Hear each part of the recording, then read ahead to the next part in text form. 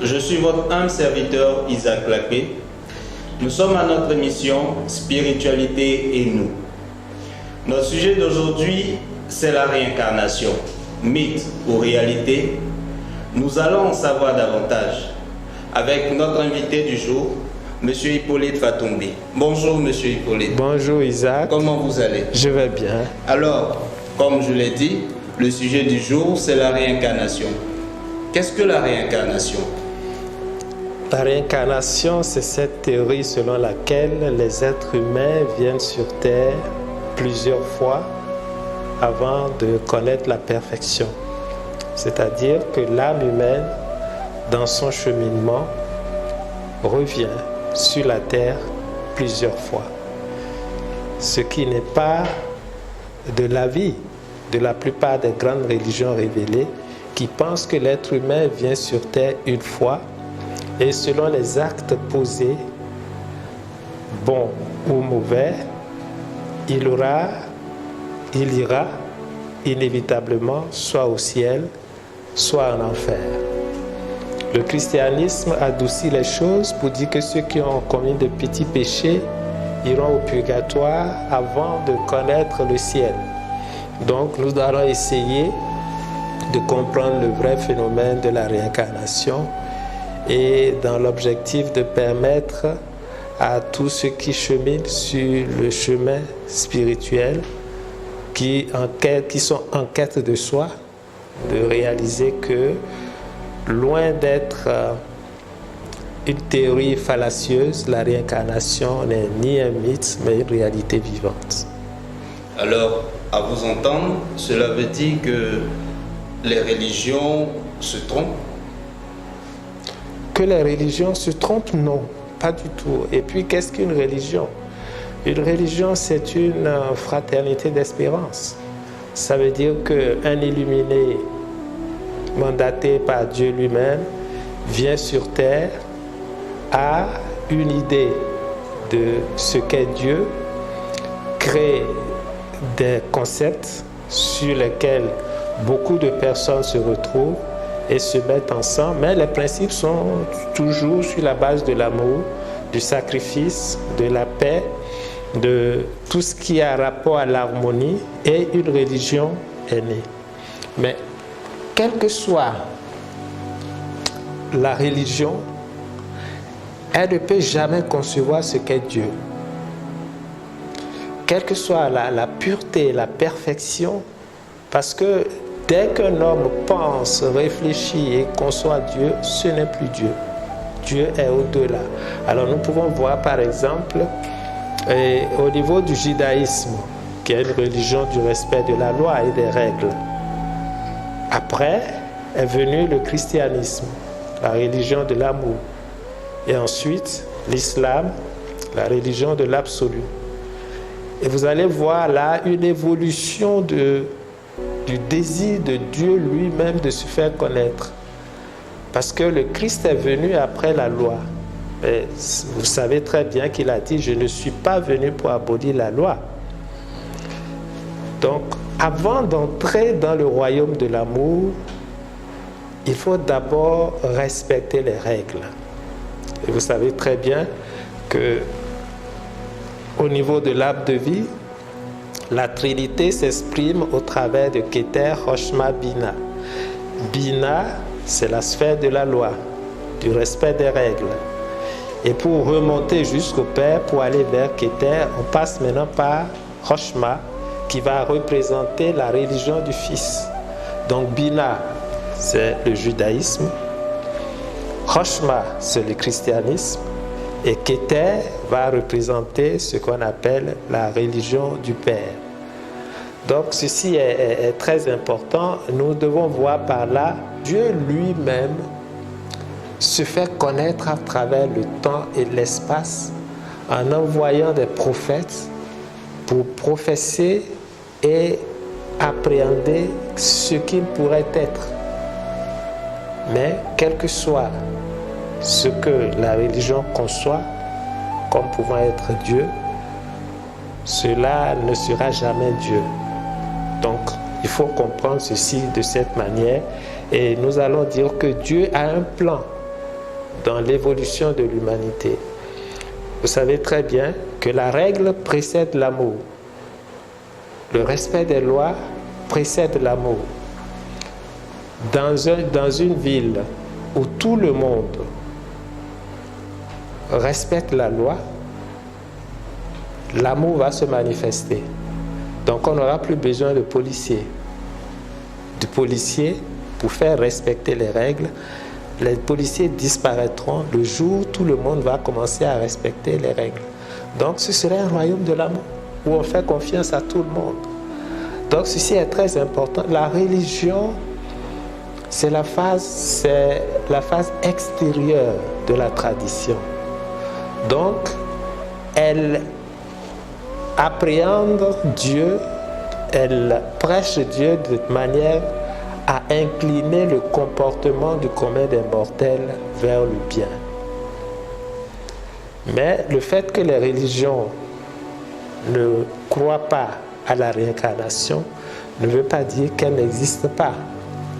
Donc, parce que tout à l'heure, nous allons essayer d'étayer au moyen des exemples précis et la nécessité de montrer que la... Vous me faites comprendre qu'il n'y a pas d'égalité, ou il y a une égalité dans les faits concernant les enfants.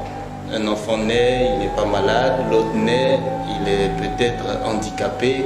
Qu'est-ce qui peut être la cause de tout cela? La cause profonde est dans l'âme qui est venue au monde. L'âme est un projet de vie. Dans l'âme humaine se trouve toute une sorte d'information et toutes les expériences que la personne est venue faire sur Terre, tout est déjà contenu dans l'âme humaine. Les épreuves à subir, les difficultés à connaître, quel est le projet de l'âme, quel métier cette âme doit effectuer, quelles sont les personnes qu'elle doit rencontrer, c'est tout un programme. Donc l'âme humaine, une fois venue sur Terre, bien sûr, va vivre certaines expériences en fonction du contenu de son âme. Donc une âme viendra par exemple pour payer des dettes. Parce que quand vous venez sur Terre, regardez ici maintenant, lorsqu'on fait du mal, on pose des actes qui ne sont pas bien, vous allez voler, mentir, faire beaucoup de choses qui ne sont pas bien et repartir. Inévitablement, toutes ces actions qui ont été posées, la nature l'enregistre. Et le moment viendra bien sûr où il faut payer toutes ces dettes. Et l'âme humaine est venue sur Terre pour se recréer. Recréer, c'est-à-dire, puisqu'il est montré que nous sommes tous issus du Père, de Dieu. Nous sommes une étincelle divine venue sur Terre pour faire des expériences. Donc, il est tout à fait normal qu'en venant sur Terre, nous commettions des erreurs. Alors, ces erreurs que nous commettons, est-ce que vous pensez que Dieu va se dénier lui-même? Vous êtes issus de Dieu. Vous êtes venus sur Terre pour faire des expériences. Et selon les expériences faites sur Terre, vous allez repartir et Dieu lui-même va juger que une partie de lui-même reste éternellement dans l'enfer. Il y a quelque chose qui n'est pas logique. Prenez Dieu comme l'étendue de toute la mer, l'océan. Vous, vous êtes une goutte d'eau sortie de la mer dans le but de faire l'expérience de la vie, d'un monde que vous ne connaissez pas. Le monde matériel, c'est un monde que vous ne connaissez pas. Donc à partir de ce moment, une fois que vous venez dans un monde matériel qui n'est pas de votre milieu, il est normal que vous commettiez des erreurs. Et on ne peut pas dire que comme vous avez commis des erreurs, Dieu, cette partie de lui-même qui est toujours dans votre âme, il va dire, bon, toi, je me sépare de toi éternellement, tu restes en enfer. C'est illogique. Et une fois que nous venons sur terre, nous avons perdu notre divinité, notre conscience, la conscience de notre divinité. L'être humain a pour devoir de se recréer en tant que Dieu. D'où la nécessité de venir sur terre plusieurs fois, de faire des expériences, de prendre conscience de ce qui est bon, de ce qui n'est pas bon, de rectifier, et au fur et à mesure, cette âme évolue vers sa perfection. Donc c'est ce concept qui a fait que la réincarnation est bien acceptée par les sociétés traditionnelles africaines. Et même dans tous les écrits, que ce soit en Égypte ou en Europe, les traces de la réincarnation existent. Et puis je vous demande d'aller sur Internet.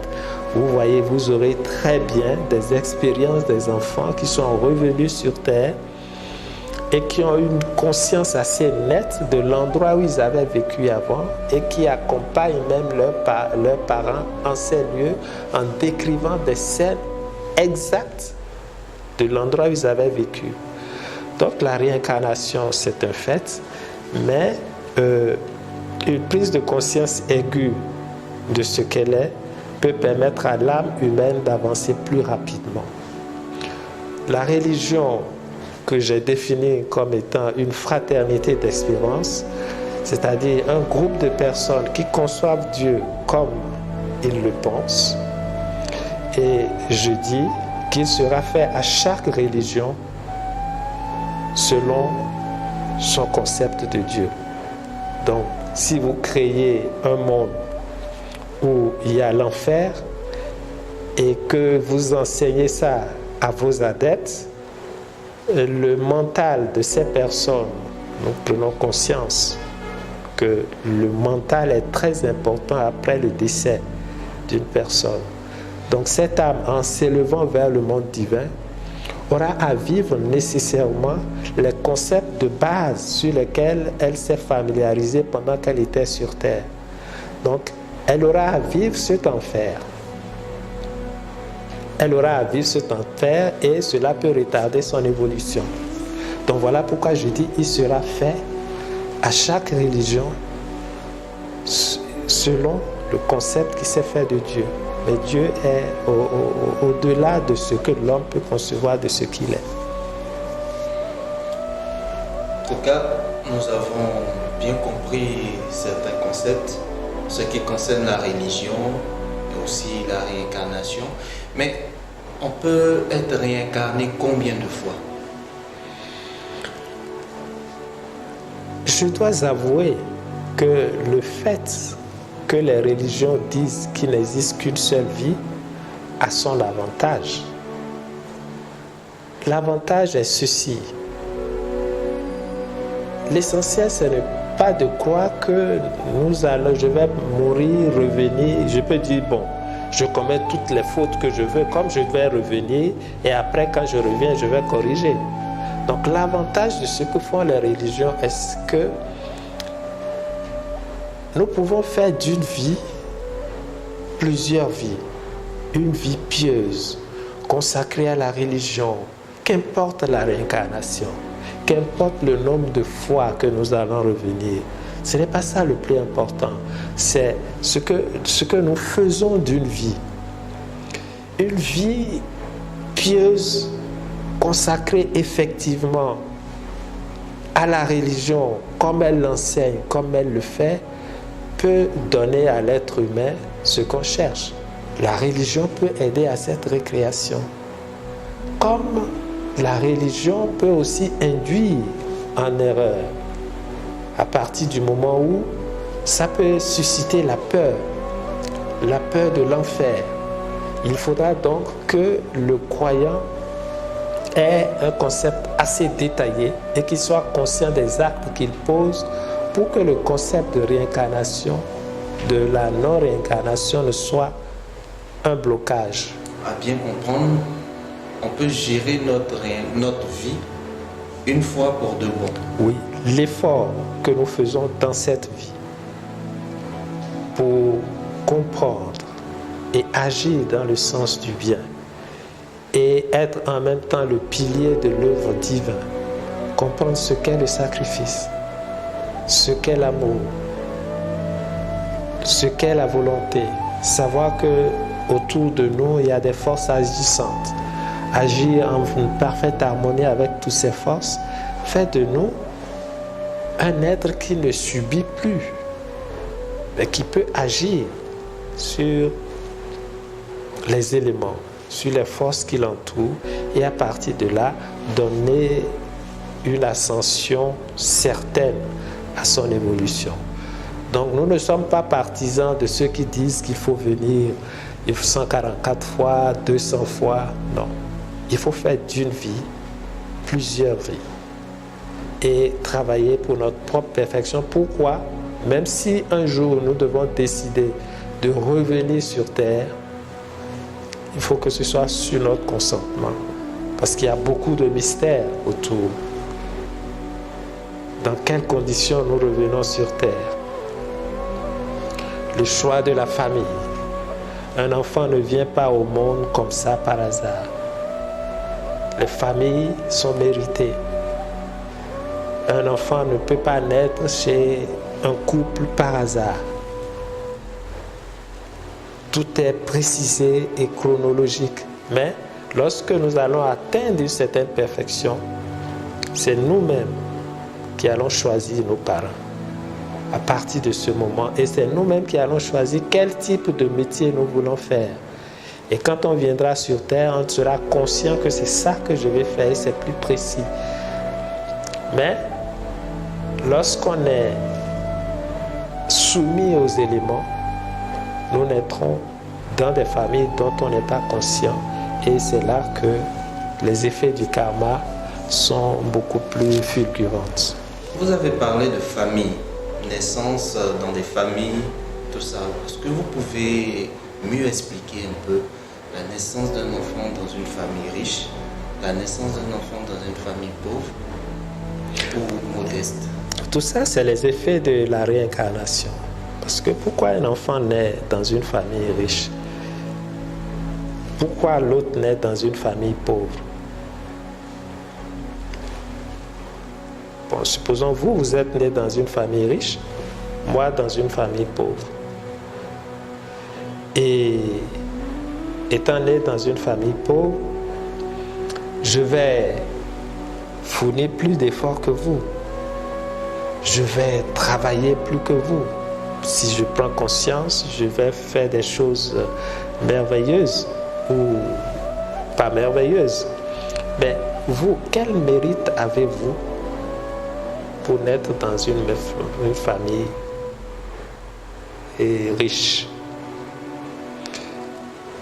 Et Dieu vous a placé dans cette famille. Je dis bien Dieu, mais vous vous êtes placé dans cette famille. Cela s'explique. On ne vient pas dans une famille par hasard. Alors, on parle d'égalité de chance. Est-ce que cette égalité est réelle? Non, c'est les hommes qui ont conçu leur loi et qui ont dit, quand un enfant vient dans notre état, nous créons les règles d'égalité de chance. Mais l'égalité de chance est déjà faussée du moment où vous ferez les plus grandes écoles et moi, je ne ferai pas les mêmes écoles que vous. Mais les pays sont obligés de créer les conditions d'égalité.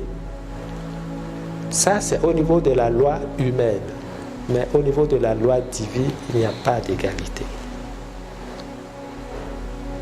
Ça, c'est important. La nature nous favorise ou nous défavorise en fonction des mérites de l'âme. Et ça, aucun théoricien ne peut prouver le contraire. Donc vous êtes dans une famille riche et vous le méritez. Et vous devez continuer de le mériter par les efforts que vous allez fournir. Du point de vue de la même façon des maladies, vous vous êtes posé une fois la question, qu'est-ce qu'un enfant de 10 ans a fait pour souffrir par exemple du cancer du sang. Qu'est-ce qu'il a fait? Son père n'en souffre pas, sa mère n'en souffre pas, mais l'enfant à 10 ans souffre du cancer du sang. Cet enfant va souffrir, peut-être souffrir toute sa vie. Moi, je suis né dans une famille pauvre, mais je vais gérer l'état de ma pauvreté. Alors, pourquoi cette différence? La différence se trouve dans l'âme, avec le patrimoine, dans les patrimoines avec lesquels cette âme est venue sur terre. Et il ne faut pas dire que vous ne le méritez pas. Non. Là où nous sommes nés, c'est ce qui est bon pour nous. C'est-à-dire, la nature nous montre les conditions, les schémas types de notre âme en ce moment et en même temps les efforts à fournir pour nous affranchir de notre condition. Alors, lorsqu'on ne comprend pas ça, même si j'appartiens à n'importe quelle religion, je dirais que Dieu n'est pas juste. Mais Dieu est juste. Évidemment, la vraie justice, c'est celle que l'on vit. Prenez l'exemple. Et un exemple que j'ai donné plusieurs fois sur les antennes de radio. Vous connaissez les convoyeurs de fonds qui transportent l'argent. Ils ont été attaqués. Et on ne sait pas quel miracle, un des convoyeurs a été condamné à 10 ans de prison. Mais les gens pensent qu'il a été complice. Mais visiblement, après, quand il l'explique, il n'est pas complice. C'est-à-dire, il a été condamné injustement. Et ça, il n'a pas compris comment, en prison, il puisse être condamné injustement. Et il me dit que Dieu n'existe pas.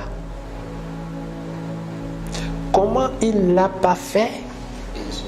Et il se retrouve en prison et 10 ans.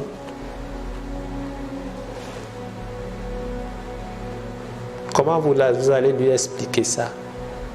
Mais effectivement, il ne l'a pas fait, mais le voilà en prison. Alors, ça peut s'expliquer. Si dans cette vie, vous volez tout le monde et que vous êtes si intelligent pour qu'on ne vous attrape pas, mais la nature enregistre. Des faits, des circonstances de la vie vont se produire et vous vous trouvez dans les conditions où vous payez à la société ce que vous lui avez volé.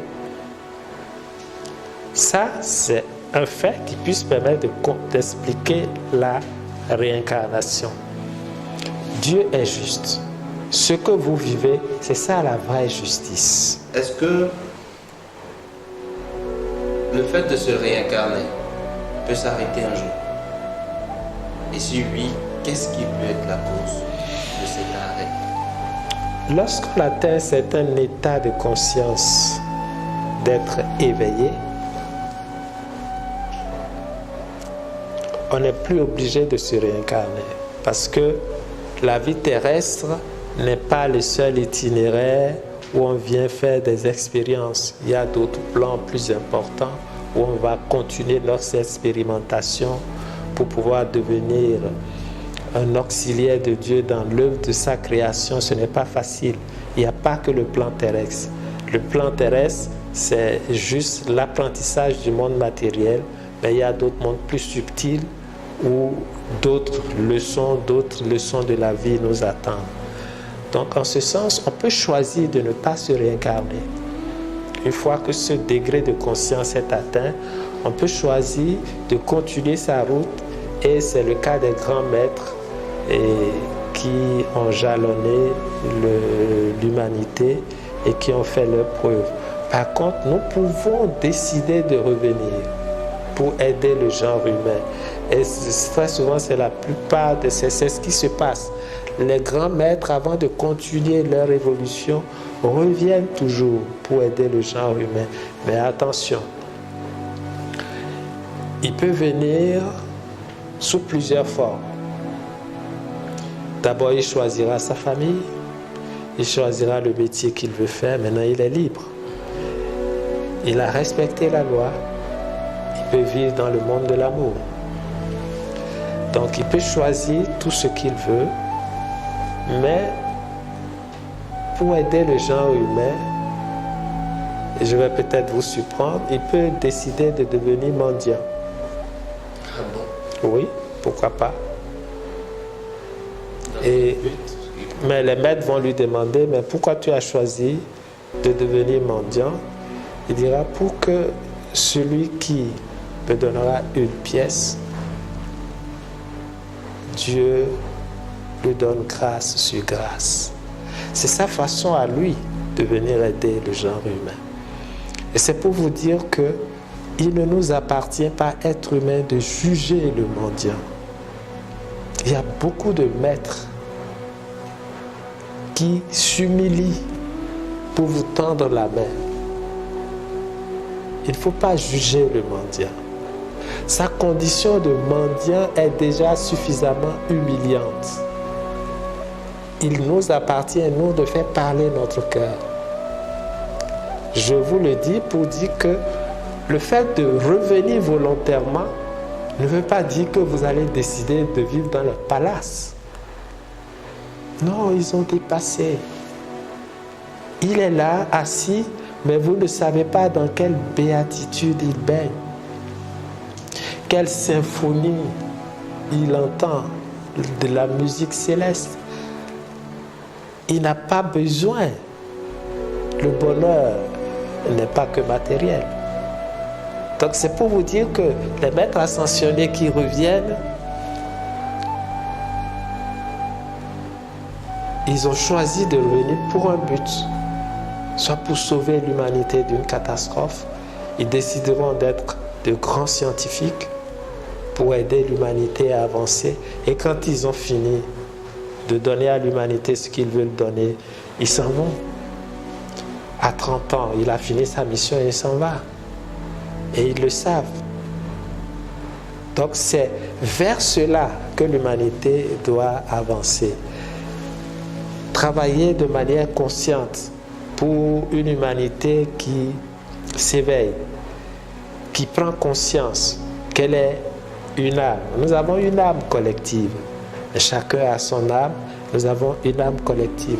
Votre évolution fera partie de mon évolution. Si plus moi j'avance, nous allons avancer collectivement. Donc la réincarnation, c'est une évidence.